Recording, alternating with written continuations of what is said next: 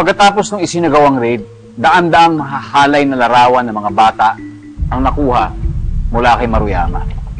Kasama pa rito ang ilang kahon ng VHS tapes na naglalaman ng malalaswang video na si Maruyama mismo ang kumukuha at nag-record.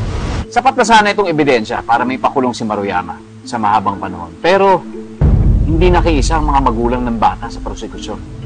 Attorney, gusto ko na iurong yung kaso. Ayaw ko na ng sakit ng ulo.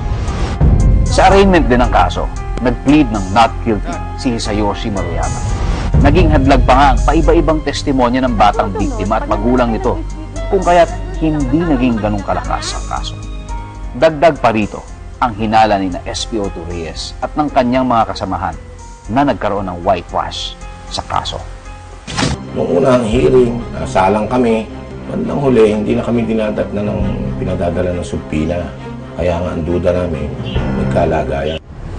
Hindi na rin ikinagulat ni SPO2 Reyes ang aksyon ng panig ni Maruyama na alukin sila ng malaking halaga. Matalino, well-mannered, magaling manamit, at kagalang-galang ang taong kanilang isinasakdal. Malayo sa karaniwang deskripsyon ng isang kriminal na sex offender, producer, at trafficker ng child pornography. Sa community, he was simply Dr. Maruyama. Up and coming, very successful doctor. Sobrang talino na nakakatakot. I already read the whole revised penal code of the Philippines. I know all my rights. I think I will be acquitted here. But I'll still be out.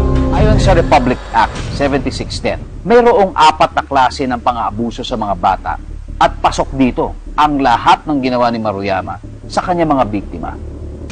After a scrupulous scrutiny of the evidences for the prosecution, the court is induced to arrive at a conclusion of the guilt of the accused that has not been established beyond reasonable doubt and in view thereof.